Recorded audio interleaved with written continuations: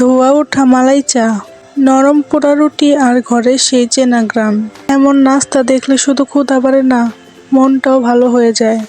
আর সবচেয়ে সুন্দর কথা হলো সবই তৈরি হয়েছে খুব অল্প সময়ে সাধারণ উপকরণ দিয়ে। তাই ভিডিওটি স্কিপ না করে শেষ পর্যন্ত দেখতে থাকুন। টেস্টি কাপ 1.m ভিউজে আপনাকে আন্তরিক স্বাগতম। নতুন নতুন রান্নার আইডিয়া, টিপস এবং মজাদার রেসিপি পেতে সম্পূর্ণ ভিডিওটি দেখুন এবং আমাদের সঙ্গে থাকুন। প্রথমে আমি মালাই চা তৈরির জন্য গরুর লিকুইড দুধ জাল করে নিচ্ছি। এখানে আমি কোনো পানি ইউজ করব না।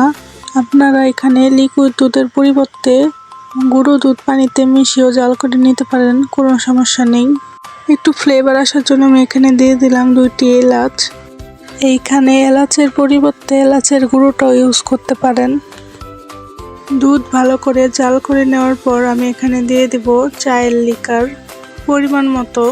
চা বানানোর ক্ষেত্রে আপনারা যদি পানি দিয়ে চাটা তৈরি করেন তাহলে পানিটা যত জাল করা হবে চাটা খেতে ততই ভালো লাগবে।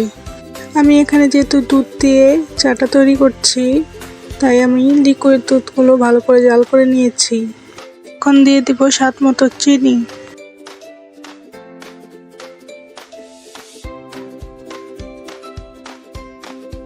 চিনি দেওয়ার পর ভালো করে জাল করে চুলা থেকে আমি এখন চাটা নামিয়ে নেব। যেহেতু আজকে মালাই চা তৈরি করছি সেজন্য আমি দুধের মালাই বা সর একটি কাপের মধ্যে নিয়ে নিচ্ছি। তারপর ওখানে চাটা ঢেলে দিব।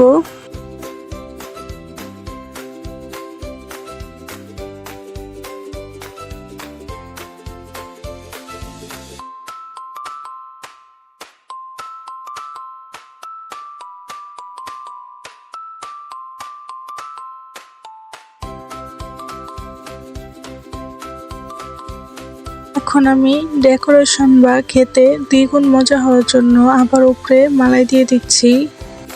এটা যেহেতু মালাই চা তাই মালাই যত দেওয়া হবে ততই খেতে সুস্বাদু হবে। এই তো তৈরি হয়ে গেল আমাদের মালাই চা। এখন আমি তৈরি করব মালাই চার জন্য পোড়া রুটি। আমি এখানে 2টি গোল রুটি নিয়ে নিয়েছি। সেটার মধ্যে আমি এখন একটি ব্রাশ দিয়ে বাটার ব্রাশ করে নিচ্ছি।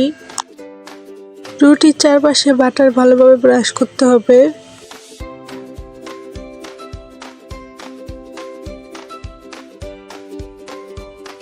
এখন রুটির উপরে কিছু চিনি ছিটিয়ে দিব উপর থেকে।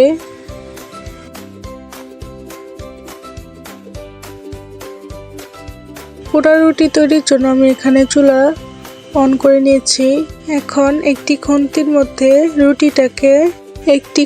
মধ্যে ঢুকিয়ে চারপাশ ভালোভাবে ছেঁকে নিচ্ছি।